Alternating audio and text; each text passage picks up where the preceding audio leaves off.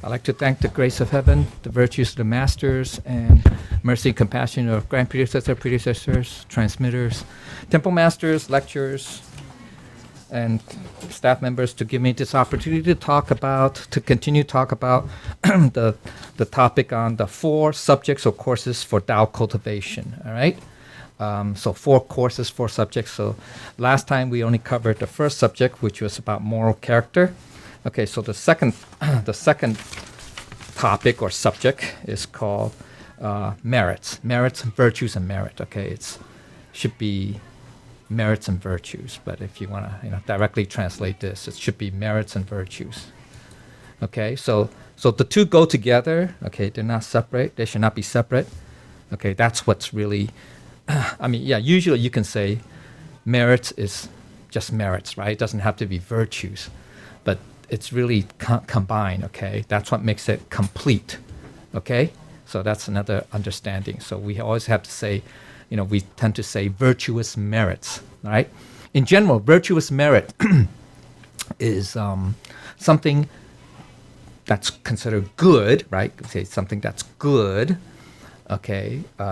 Something that's such as, you help others, anything in general, anything that benefits others, or you can say turn something that's, I would say, negative, or something that's, that's an adverse situation into something that's good, that somebody, will benefit. Okay, so that's considered a merit.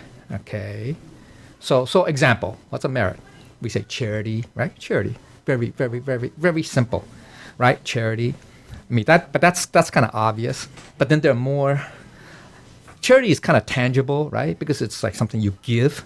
Obviously, you can give material, but you don't have to give material. You could give sympathy, kindness, compassion, all that, right? So that's less tangible, of course, but nevertheless, it has its results or effects. So those are merits. But then what's virtuous merit, right? There's a distinction, right? Some people, for example, merits, just by merit, stand alone. You see a lot of people, philanthropy, right? They call philanthropy philanthropy means, it's Greek, it means literally love of humankind, something like that. Okay, so I think it's Greek. Okay, anyway, we have a lot of philanthropists, right? Bill Gates, right? He has a foundation that to help. He wants to eliminate. Malaria in Africa, or stuff like that. A lot of stuff like that. Help the orphans, all that stuff. So that's merit. That is a merit. It's charity. You can say it's a type of charity, right? But what makes it virtuous is another level. Okay, virtue. It means, in general, virtue to make a merit virtuous. So when you combine, the two becomes combined, is that when one makes an act or conducts, a meritorious deed, right? Something that's good, beneficial, et cetera, like charity, all that stuff. You have to do it, what? Non-conditionally. You don't have to be asked. There's nothing that, you automatically do it. Or spontaneous, you can say spontaneous. Or we say natural, that's more spontaneous, natural, non-conditional, all that. Get it? And ultimately you say, how does that come about? It comes about actually not from our conscious thought. It comes about from our Buddha nature. Because our Buddha nature is naturally, spontaneously, you can say, or innately, okay, already has what? What's that? Last month, I don't know, 3 or 4 weeks ago, we covered a topic called what? 4 immeasurable minds. Anybody remember that class? We had the outline, right? You guys should have it. Okay, so it comes from that. Get it? And what are the 4 immeasurable minds, right? One of them, or the first 2, is what? 慈悲喜舍, right? So it means loving kindness, compassionate mercy, joy, bliss, and se means relinquishment. So those are the four, you can say, qualities, characteristics of our Buddha nature. Make sense? Okay, even though you say, oh, how can that be? Our Buddha nature is supposed to be, supposed to be unperturbed, right? It's, yes, the essence, the core, if you will, yes, of our Buddha nature is unperturbed. That means what does that mean? Unperturbed, right? Non-disturbed, non-moving, non-movable, uninfluenceable, or really the better term should be non-defilable, or you can say serene, quiescence, tranquil, right? That's true. That's the essence. It's non-stainable, right? Anybody know what it means pure. You can say it's pure. It's pure. It's non-stained. Unlike human nature, right? Human nature, there's positive, negative, right? You say, yeah, this person is good or this person is bad, right? This person is merciful. This person is, wicked, evil, etc., right? Okay, that Buddha nature is not like that. But even though it's non-stainable, unperturbed, all that stuff, but remember I say innate, right? The four immeasurable minds. It's a quality that's already innate, built in. You can say built in, okay? But it displays, yeah, when the Buddha nature in its, natural state or true state, you can say true state. It's calm, you say calm, serene, etc. But it'll display something, right? Because we say, oh, it's you're talking about some abstraction, yeah, it's true. It's something intangible, abstract. But what does it display? It displays those four immeasurable minds because it's part of its nature. You can say that. All right? Okay? So this is the background. Not going to that. Once you understand that, it's easier to understand all that. Okay, so it displays, we say loving kindness, because we have to use some words to describe it, right? So it's like loving kindness, compassion, mercy, all that, right? Bliss, happiness, joy, okay, and relinquishment. Relinquishment in this case means no ego or no four marks, right? No four marks. Anyway, okay, anybody know what the four marks are? But anyway, one of them is ego, okay? Doesn't matter. All right, and differentiation. Okay, so that's what our Buddha nature has, those qualities. So when your Buddha nature expresses itself, that means show itself or conduct itself, it expresses those four qualities, okay? One of them is loving kindness, compassion. So from that loving kindness and compassion, we do a good deed. You get it? Right? We do a good deed. We say good deed, meaning I defined it earlier, something that benefits people, helps others, etc., right? So then that's called virtuous merit. Understand? So those two has to be combined, right, or linked. Okay? It's not because I do it because I get a tax break, or I do it because my name's gonna be in the paper or on the internet. You get it? Right? Because those are just merits. I mean, it's still good. You're still doing good, right? People donate something. Donate to a school, right? And then the school's gonna build a building in my name or something like that, right? We see a lot of that. You go to Lincoln Center, Avery Fisher, Lincoln, whatever, all those names because people donate it, right? To for good, for the public use or good benefit. So they name a building, a place after your. That's just regular merit. So it's not bad. I'm not saying it's bad. In the normal human level, what happens is. If it's just a regular merit or regular normal merit, that person will what? They'll get, it's causality, right? It plants good karma. That person in some future, either in the same life or some future life, they'll get good karmic reward. Get it? Reward. Obviously, if you kill somebody, do something bad, you get karmic retribution, right? In the future. But in this case, it's good. So that's just a karmic reward. So that says it's limits. Get it? Whereas, if we do things virtuously, with our merit, when I say virtuously, meaning coming from our Buddha nature, i.e. that's non-conditioned, just just naturally, spontaneously, that type of thing, unconditionally, then what will you get? It's still a cause. It's a cause. It creates a cause. The result or it will be I could say limitless or unlimited benefit. You get it? But that also it transcends the karma. Okay? So that's why we should do things spontaneously, right? Or from our Buddha nature. You don't have to be asked to do it, or you don't need a reason to do it. That's another way of saying. Okay? All right. So true merit is when we sincerely without that's essentially. Okay? So in the long word. Okay? All right? When we're not attached to it. We don't think about it. We don't say, oh, I did so many good things. Right? The story of that's the next one right here. Paragraph or next subparagraph. Bodhidharma, remember Emperor Liang Wudi. It's part of the Southern Dynasty. It's around roughly 500 AD, 500 AD, right? That emperor of the Southern Dynasty, he initially was very how can I say he was very great benefactor to the spread of Buddhism in China, right? Okay, but and what did he do? He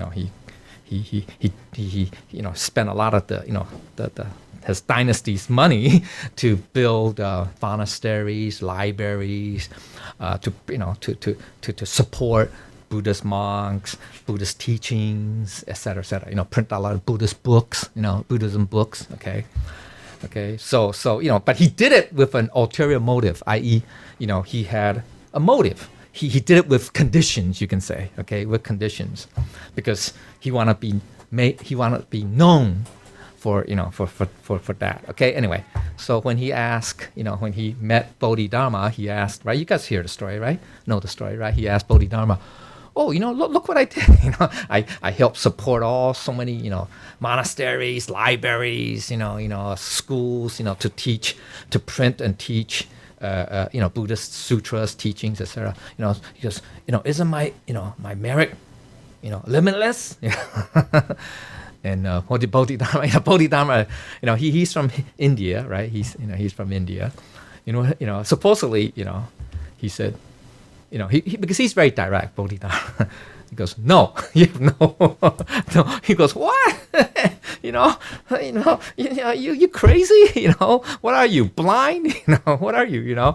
I spent so much money, supporting you guys, or supporting, the Buddhist monks, and you mean I have zero merit? See, what Bodhidharma was talking about, virtuous merit. Get it? Okay. Whereas, the king or Emperor Liang was thinking about, normal merits, right? Every day, you can say secular, mundane merits, okay? So the two did not connect well. So anyway, so he got mad. Yeah, the emperor got mad. And later on, it's sad. And later on, he, well, anyway, there's another lesson in that, but that's okay. I don't want to go into he started turn against Buddhism, that later on, okay? He started, restricting Buddhist teachings. As a matter of fact, he even probably closed down a lot of libraries, monasteries. So there was a period of test. That's when Bodhidharma passed on. When Bodhidharma passed on the his mandate, all right? Because Bodhidharma was the first patriarch of China, of Buddhism in China, right? After the 28 patriarchs in India, right? He passed on to what's his name, Sun Guang. He's a monk. He was a monk too. There's another story. He told Sun Guang, be careful not to be too too ardent, too vigorous in spreading the teaching, because this king has a change of heart, right? See, so it just goes to show human heart, right? Human mind can turn on a dime, right? So it's very dangerous, right? There's another lesson in that sense, that so we cannot rely on our human consciousness all the time. Example, right? Like today, we see, disasters or whatever, stuff like that, and we are so, so we feel pity for these people. So we do our best to help. But then when it's over, everything stops back to normal again, right? I mean, so human mind it's very precarious, or you can say it's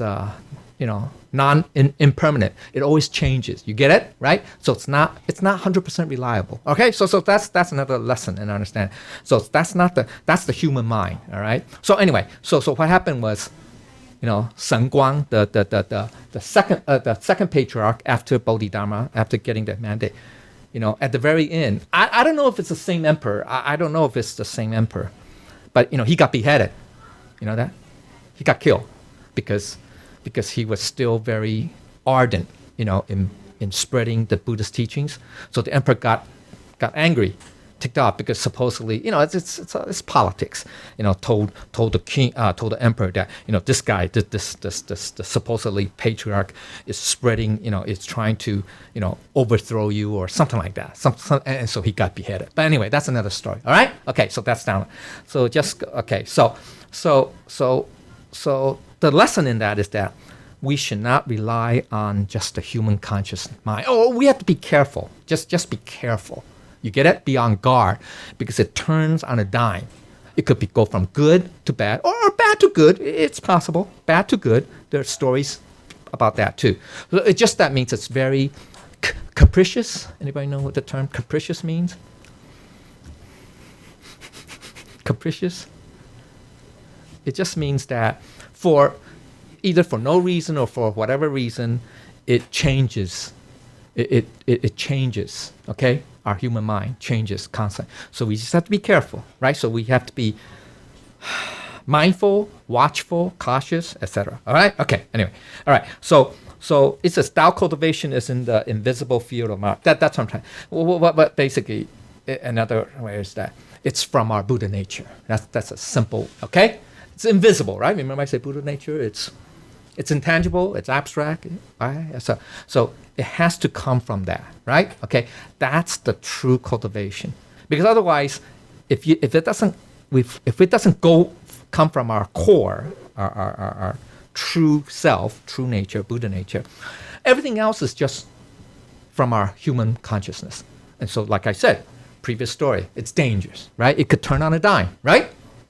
Like the emperor, he was very wholehearted, in supporting. Then suddenly, after hearing one word or one answer to one question from one, turn negative, right?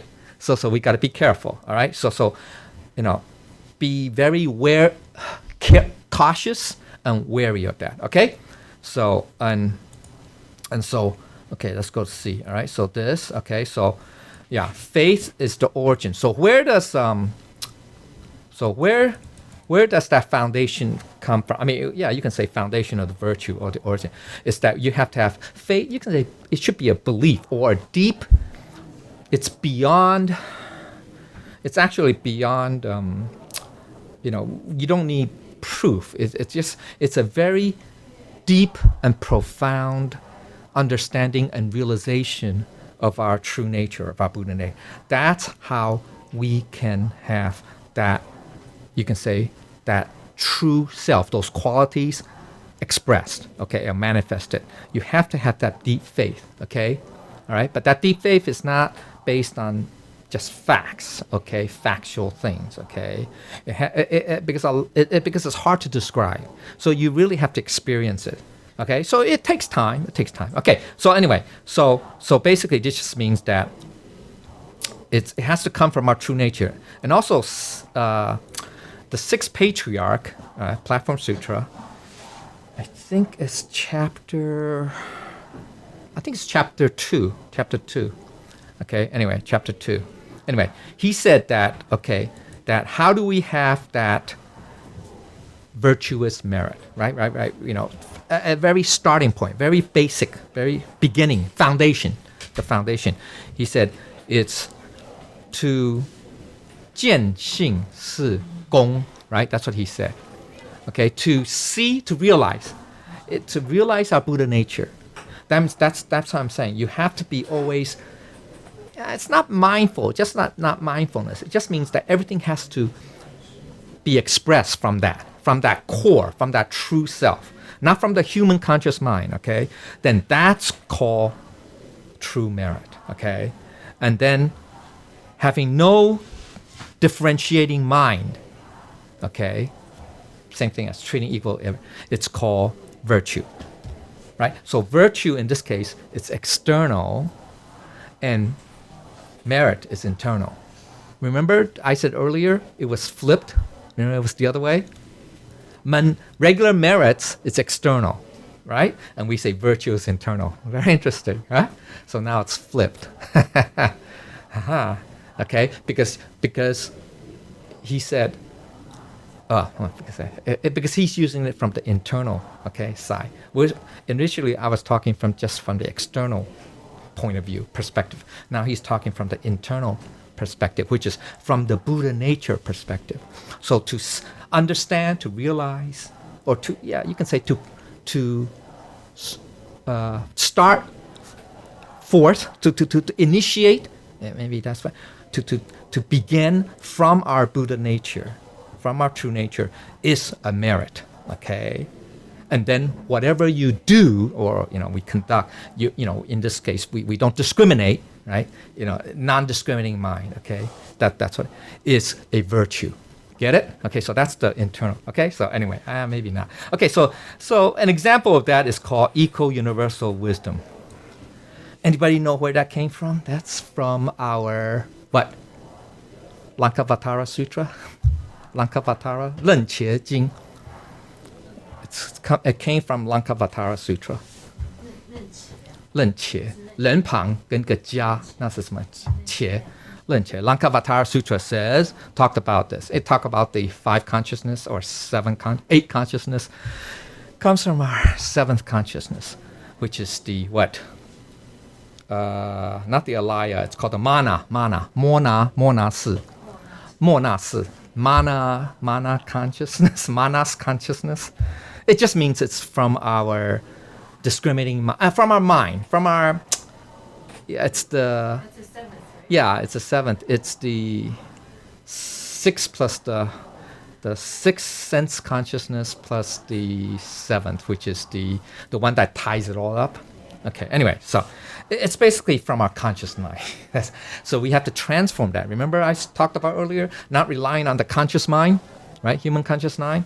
So we have to transform, according to the Lankavatara Sutra, we have to transform that human conscious mind into this non-discriminating mind. And that's called, it's a wisdom. That's called a wisdom. It's called universal equal wisdom, or equal universal. Okay, 平等之. I think that's the Chinese. It's in the Buddha Nature Glossary list. So if you guys want to look it up, it talks more in detail. Okay, so let's look at. Oh, I didn't get it. Yeah, 平等性质. Yeah, something like that. Okay, all right. Okay, so kind of abstract, kind of advanced. Okay, so then there's the inner merit. That's what Platform Sutra talk about, right? So when we cultivate,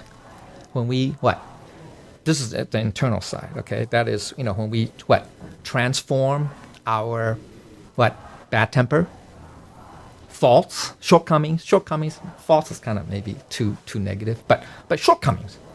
Some people are impatient, some people are just, have bad temper, some people have bad habits, idiosyncrasies, stuff like that. When we cultivate, i.e. reduce, get rid, right? Eventually get rid of all those bad temper, bad habits, faults, shortcomings, etc. That's inner merit. That's merit. Get it? Okay, that's a merit. Okay. So that's good. It's a good thing. It's a good thing. Okay. And the way to do that is, by gradually understanding what is our true nature. What is our Buddha nature like? Okay, like bad habits, temper, right? Okay, so we also should have this, right? We should be calm, serene, level of quiescence. That's really called Zen. Zen meditation is that. It's not that you sit down, be a statue, in some cave or in some dark corner of your room, of your house, and meditate. That's not really Zen meditation. That's not called Zen. That's being a statue. Yeah, okay? That's being a statue, okay? That's not real Zen meditation. Zen meditation is your inner self, your human consciousness is it's quiet, all right, or it's subdued. No, I'm saying subdued, but it's how can I say? It's not stirring. Maybe that's a better term. And your Buddha nature or true nature arises. Get it? That's real Zen meditation. And so externally, I'll talk about later. You could do anything. So you could be talking. You could be working. You could be sleeping. Okay, it doesn't matter. You could be walking, sitting, lying down, sleeping. As long as your Buddha inner nature, or not inner nature, your Buddha nature is in control, then that's called Zen meditation. You know that? It's not because you sit like a statue that's called Zen meditation. No. That's maybe the beginning stage, but that's not the final level, okay, or the highest level, okay? Yeah, it's true. Because most people forget. They say, "Oh, I want to meditate, so I have to focus, don't think of anything, blah blah blah." Right? Be very calm, quiet. I have to be, in a quiet room, all that stuff, and then you just stay there. That's not it. Okay, that's not it. Because that's not really it. Okay, because you have to be. You can be in that state in any type of condition, physical condition. You know that. That's real Zen meditation. Okay? All right, that's the highest level. Maybe that's okay. All right. And then, so what's the external side? There's an inner merit, remember, inner merit, and then internal merit, and then external merit. He says do things voluntarily. That means non-conditionally. That everything comes from our Buddha nature. It's, right? It's you can say spontaneous, naturally. So yeah, initially we have to be calm, quiet, and all that stuff in order to bring out or to express or see or realize that Buddha nature. You get it? And then you act upon that, or everything is done through that. Get it? Okay. Then that's the external side. Make sense? Okay. Goes into detail. Okay. All right, so he says voluntarily. It should be unconditionally. Maybe that's better. Get it? Then that's called virtuous merit. Make sense? So you have to merit, and then you act upon that, right? And that from that Buddha nature. Then that's combined. Remember? That's two. So that's virtuous merit. Okay? Get it? So that's what. Yeah. Can I try to explain the equal universal wisdom? Oh yeah. Yeah. So because we have the six senses, right? From the eye, from the ear, from the nose, and mouth, right? The touch. Yeah, and then the mind. The mind is number 6. Right. So but the number 7, mo na. Manas. Yeah. That's when after we conceive from all the senses, right? It goes to the number 7. And it goes through. Yeah, it goes through. That's when we start to evaluate. Right. Make judgments. Yeah. Make judgment, correct. And that's when we differentiate. Yeah. Right. Yeah. You start to know, okay, this is good for me, that's not good for me. Right. Or this I like, this I don't like. Okay. Yeah.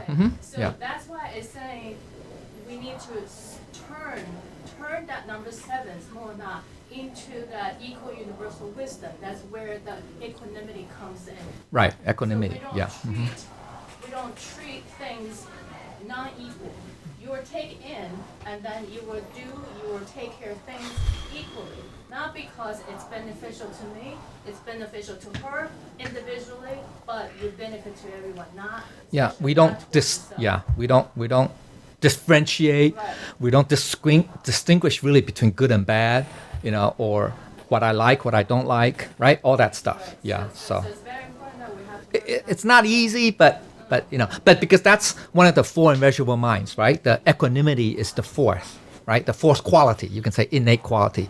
So we have to, grasp that or understand that, and then be mindful at first, and over time. The way to do it, remember at the beginning we say get rid of a bad temper and all that stuff, right? Bad quality. You have to do that. We have to get rid of what's the stains, the stains. Erase them. Then over time, it becomes like natural. It becomes natural. First, you have to make an effort. Remind yourself. Then later on, it's like sports. When you're training, it's When your Buddha nature takes in place, okay, it knows, okay, I need to do this to benefit everyone. That's it. Yeah, but how do you get there? So that's the critical part. Cultivation. Yeah. So it takes time and effort, right? It takes time and effort. We have to initially make an effort. Be conscious. Be aware. Be mindful. All that stuff, right? Try to eliminate our bad habits, bad temper, all that. Because if we constantly still have those things, it's very difficult. I would say it's impossible for our Buddha nature to come out, and therefore you don't see your Buddha nature. You don't realize it. Get it? So you have to do that first.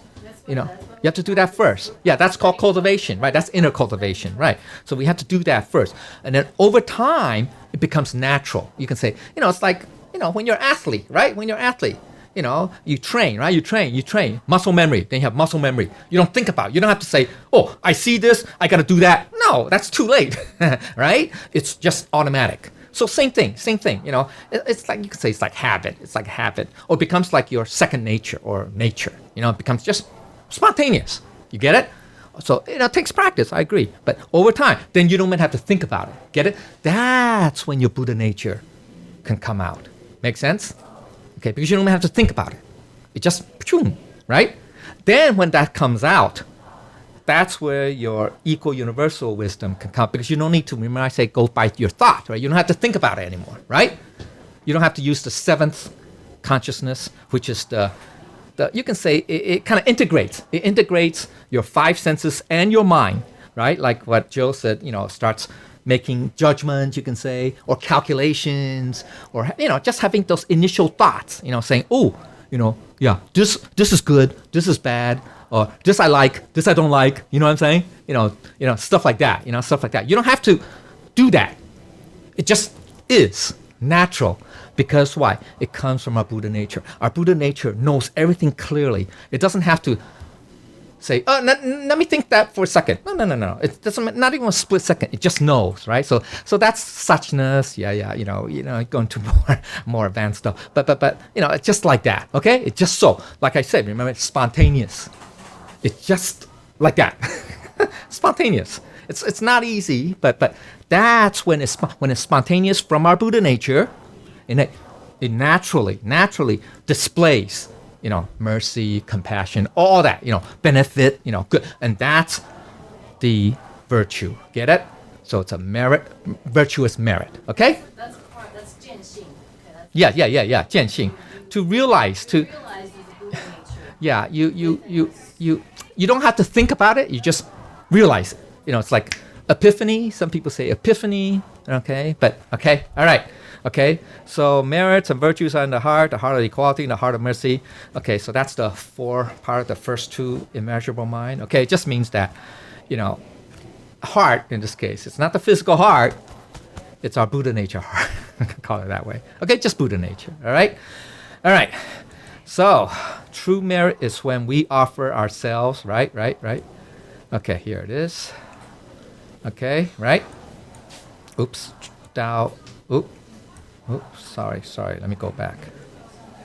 This mouse. Okay, it's when we, like I say, it's spontaneous. It's in accordance, or conforms, or it's in line, alignment, or whatever, with our Buddha nature. For the four immeasurable minds. Okay, all that stuff. All right. So what a bodhisattva would do, right? What a Buddha would do. Okay. So without having making comparisons. Okay, making comparisons, all that stuff. All right, because then that means you are using our human mind. We're saying, ooh, I do more than you, or they did more than him, or whatever. Okay, then that's wrong, because that's differentiation, right? We're making comparisons. All right. Okay. So it is also our duty to share our experiences because we want to what? We want to what?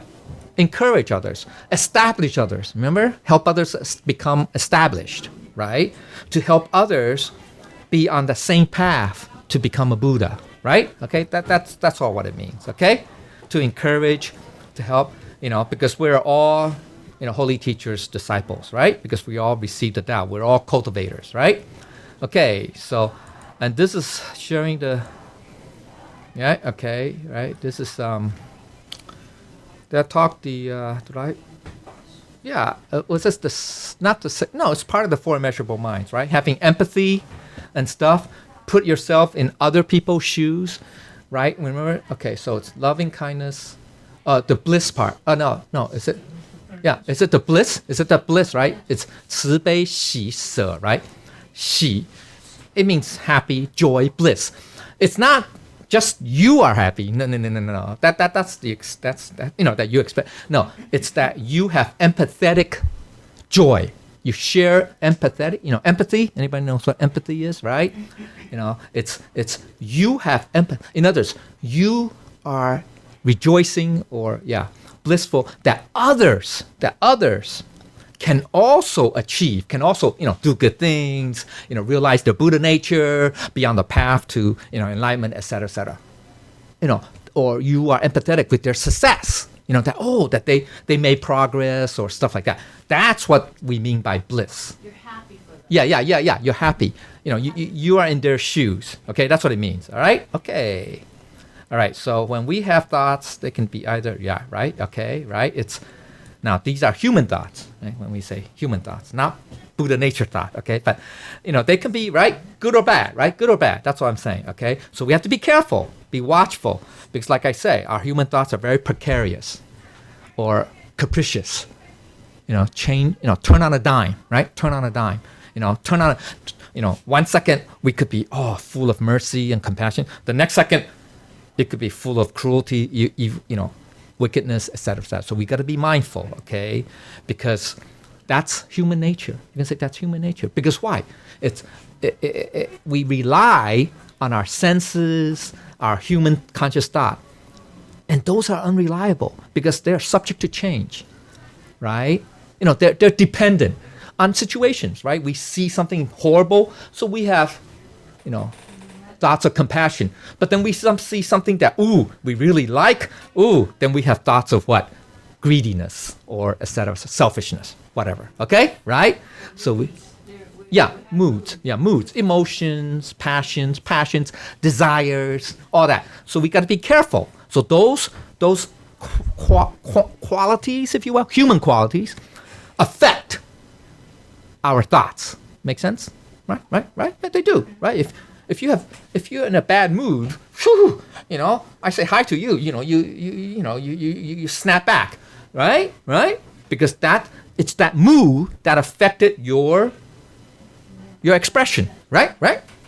Okay, so we got to be mindful of that. Be very careful, okay? So that's why we have to elevate ourselves. It's true merit is by calming, right? Once again, by calming, a state of calm. You can say serenity, right? So that means do not let people insult you and get mad. Respond right back, right? Just say you can say hey, that's eliminating my bad karma, eliminating my karma. You can say, you give thanks, right? Last week, Holy Teacher said, right? In the scripture, right? Okay, anyway, so because that's karma, right? Because maybe in some previous life, you insulted that person, now it's their turn to insult you back. Okay, whatever, right? So anytime we say, bad things happen to us, or good things, you can, it's also good things. Those are karma. Those all due to karma. Remember I said karmic retribution, karmic reward. So those are that. So the sooner you, you get rid, not get rid of it. You deal with it. Yeah, you encounter it, and then let it go. Then that's it. Don't perpetuate it, right? You insult me, I insult you back. Well, okay, guess what? That's nonstop. That's gonna continue to the future life. Why do we want to do that? If that happens, then we just because remember I say causality, right? Causality is the universal law, right? What would that lead to? Then you're gonna have to come and reincarnate again to finish that business, or to what's that tie the loose ends. Well, what's the expression? Tie up. Is it called tie up the loose ends or something like that? That expression, right? Because we just continue it, prolong it. So that's why That's why hold your breath. Wait a few minutes or seconds or minutes, before you realize, oh, wait, if I speak back, if I, react, you're just planting a seed for future karma. Hello? So you gotta be mindful. So do you really want to come back? If you do, okay, fine. Continue it. Do it to your heart's content, okay? If you want to do that, okay? Then you're gonna have to, we don't know how many lives, it may not be just the next life. It could be, God knows, right? How many lives? We don't know. So why perpetuate, right? So you have to be mindful. That's why you have to understand karma, right? Once we understand that, then you say, oh, okay, I don't want to say anything. I'll keep my mouth shut. Yeah, keep insulting me. Doesn't matter. Doesn't affect me or whatever. Keep, stuff like that. You have to endure. Yeah, right. You have That's to the be, happily accepting it. but that's the sixth parameter, right? Isn't that the third parameter? Renru, right? Third parameter. Third, renru. Yeah, forbearance. Forbearance. We say forbearance. Yeah. Tolerance includes tolerance. All that, right? That's the third, right? Third parameter. We also did that class last month. Okay. So anyway, okay. So when we do things with complaints, yeah, here it is. Okay. So we start doing things with a very negative thought, right? You can say negative mindset, attitude, negative attitude. Obviously, even when we do good things, even though we do charity, but we have a very negative attitude. Well, guess what? You have no merits. That eliminates it.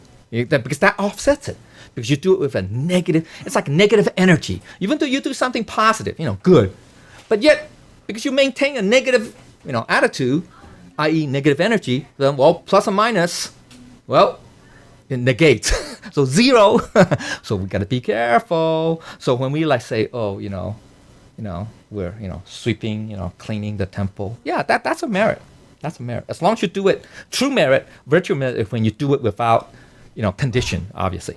But then you say, in the back of your mind, when you're actually doing it, in the back of your mind saying, everybody else is here so lazy. They don't clean up. How am I doing it? Oh, well, watch out. Be careful. Be careful. Be careful.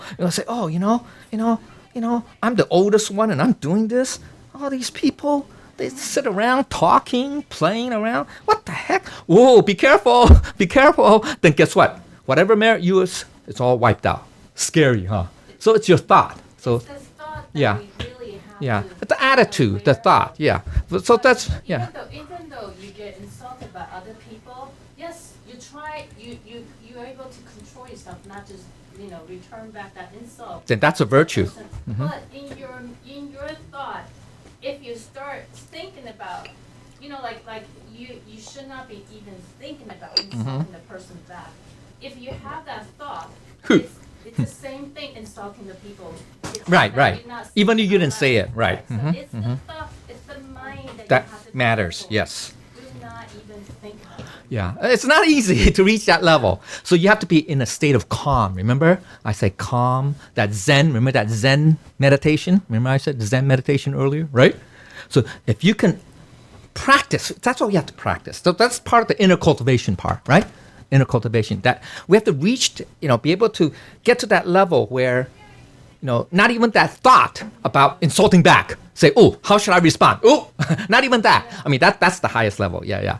Because even if you have that thought, that it's like equivalent of you saying it already. Make sense? Okay, makes sense? Because that thought, remember in karma, that's what we have to understand about causality. A thought will plant a seed. Get it? A thought. You don't have to say anything. You don't have to do anything. Just a thought says, God, I'm going to get you back. Uh-oh. Or, if you think in your mind, say, I'm going to figure out a way how to get you back. Oh, watch out. That already planted a seed. That's no good, right? We want to avoid that, okay? We want to not to do that. So it's not easy. So that's why it's, we have to learn how to practice, get rid of our bad temper, all that stuff, just be constantly aware. And then over time, you don't even have to think about it. So then over time, when people insult you, no big deal. No no big deal. Anyway, okay, all right. It's not easy. It's not easy. So that's the third paramita, right? That's not easy. Okay, all right.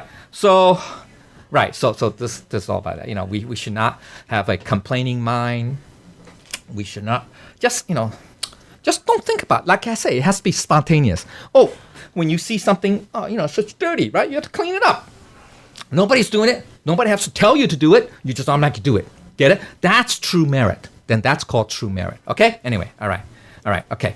So yeah, okay, all right. So yeah, here it is. Even the minutest of actions, demeanor, etc., can accumulate virtues. Okay, so right, when we say what's a virtue, right?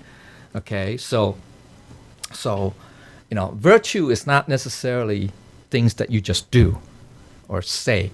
You don't have to say it to have virtue. Okay, you don't have to necessarily do it. I mean, yes, of course, you can do that too. Okay, but even a smile or encouraging words, stuff like that. Empathy. Remember I talk about empathy. Okay. So but it has to be natural, spontaneous, unconditional or non-conditioned. Okay, okay, all right. So now when we are practicing to cultivate, we should not neglect just the minute details too. Okay, we say minor shortcomings, minor idiosyncrasies, stuff like that. We should also be mindful of that, right? We should just not, yes, maybe initially we see the big things first, like bad temper, like to talk too much or stuff like that, but be mindful that we should not neglect correcting our minor deficiencies too, because why? Over time, once again, it becomes a habit and it's very difficult to change, right? Or to eradicate, okay? So we don't want to reach a point where everything becomes a habit or habitual, part of our habitual nature. Then that's very difficult. It is. It's very difficult to change, right? So you try to, you want to stop it at the early stages. It's like anything, right? Cancer, same thing, disease, anything. If you stop it, at the early stages, then it can be cured, right? But if you wait until it's too late, then it's not curable, right? Okay, all right. So yeah, they say we have an account, an invisible bank account in heaven, right? Which is, you can say, a storehouse, a vault, which contains our merits and virtues. Okay, so right, so that's an invisible thing that we accumulate. So obviously, when we do things, virtuously, with virtuous merit, when we do virtuous merit, or we don't think about that because once again, that's an attachment, and then damage you have, you transform this limitless virtuous merit into a karmic reward. So you don't want to do that. Okay, so just be mindful so that because unfortunately we can't see it. So therefore, maybe it's not. It's it's not.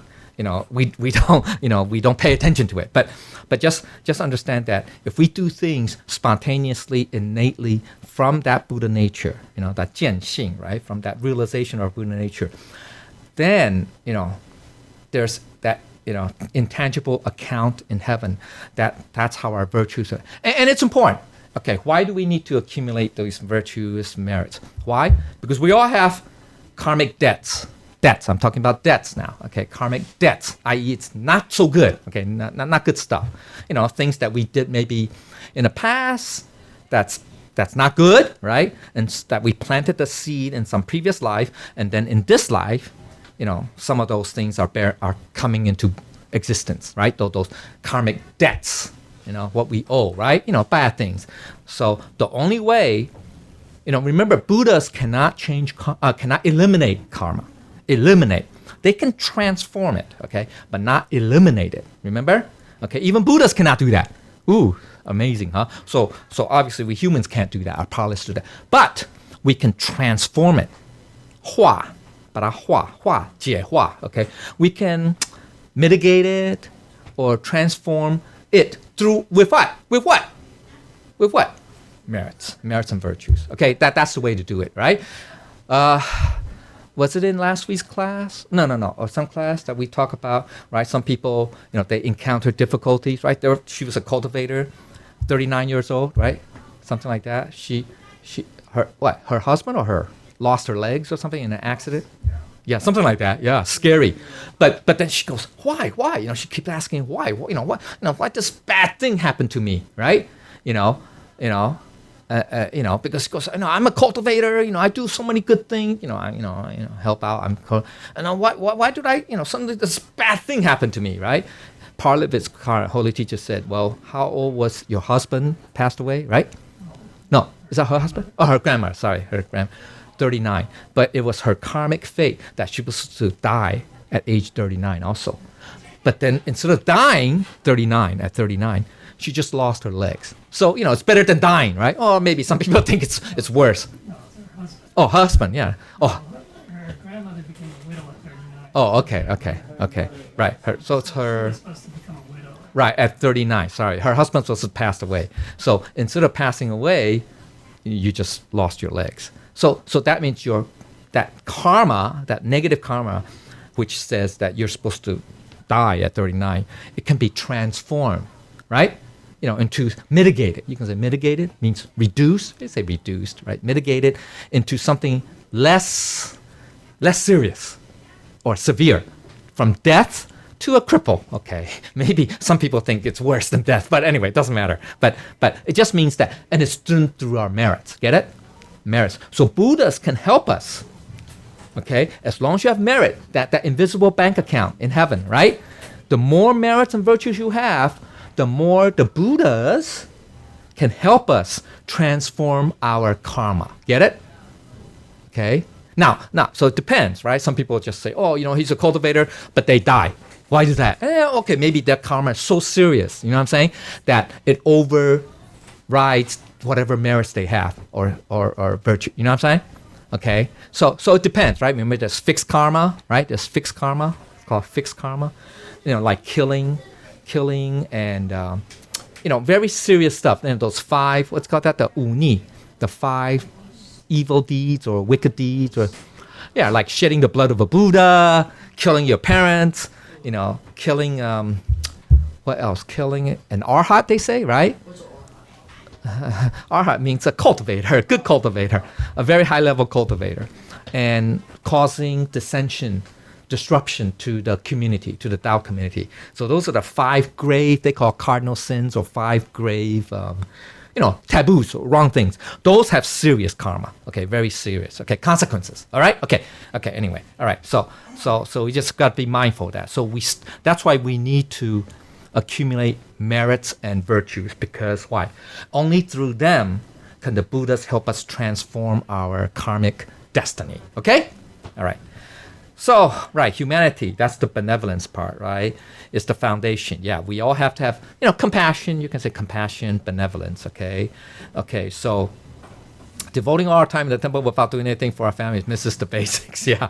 So, yeah, we can't,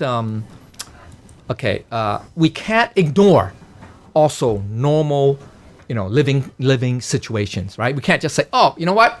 I'm going to forget about my family, forget about my job, and just devote. No, that's a very, how can I say, awkward way. That's not the 圆满. That's not the satisfactory way of doing things. Okay, the satisfactory way of doing things is we have to be immersed in the mundane world, in the secular world, right? So 要面对凡俗, right? 要面对, we have to deal with it.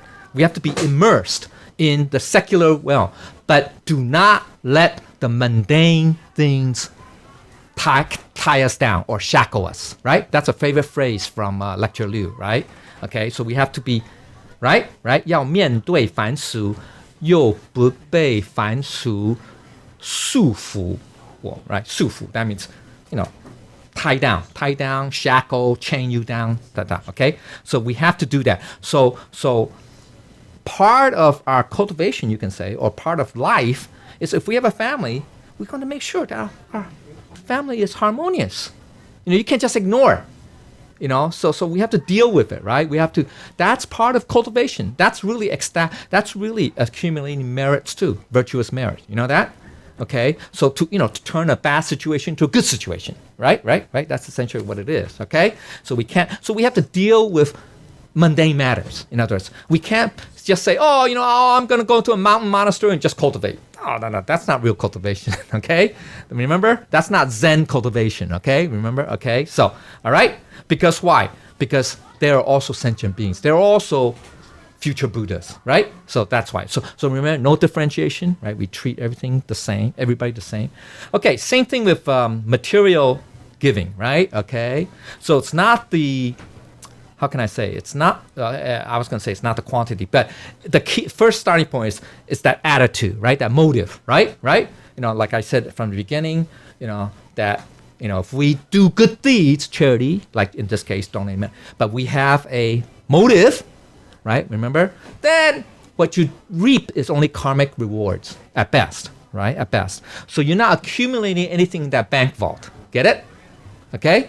You're not accumulating that bank vault. Ooh, that's because that bank vault is only for virtuous merits. Get it?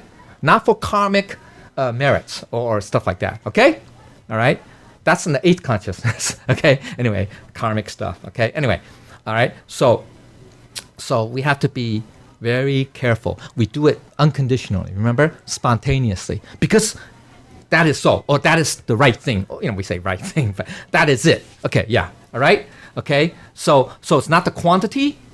Remember, like I said, it's the thought that matters, right? We say even, it's not really the thought. It's the virtuous action, the virtuous nature of that action that matters. So it's not based on quantity. Get it? It's quality. You can say it's not quantity. Okay, all right. So it's not the amount, but having a sincere, right, a true. In other words, as long as it comes from our Buddha nature, get it? It's spontaneous. It's non-conditioned, non-qualified. Make sense? Okay. So, oh my God. Okay. Oh man, it's a lot. It's a lot. I got like 1, 2, 3, 4 more, 5 more.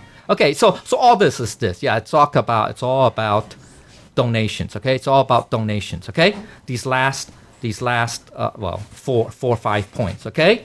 All right? Actually, even down here, okay? Even down here, all right? Okay, so it's this, okay, so we talk about when we give, it's like transferring a flower from our right to left, okay? The flower is still in our hands. Makes sense, huh?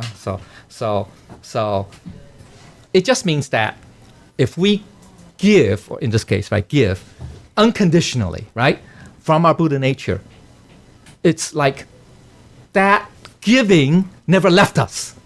Get it? It just means we accumulate more. It's like giving back to you if we do it unconditionally. Even though, we don't think of it that way, right? Because we look at everything externally, at form, say, oh, yeah, I transfer X to you from A to B, right? That's the external view. That's the human mind's way of looking at things. From the Buddha nature view, no, it's not like that, right? Okay, all right. So people understand, and it's not limited to obviously, money and stuff like that. So Buddha does not want your money. Okay, it's just that Buddha just wants to make sure that we can accumulate virtuous merits, right? And it's based on a sincere, faithful heart, i.e., from our Buddha nature. Okay, all right. So and that as long as you're doing it unconditionally to help others, that's all Buddha. I'm gonna say that's all Buddha. That's what Buddha's looking at.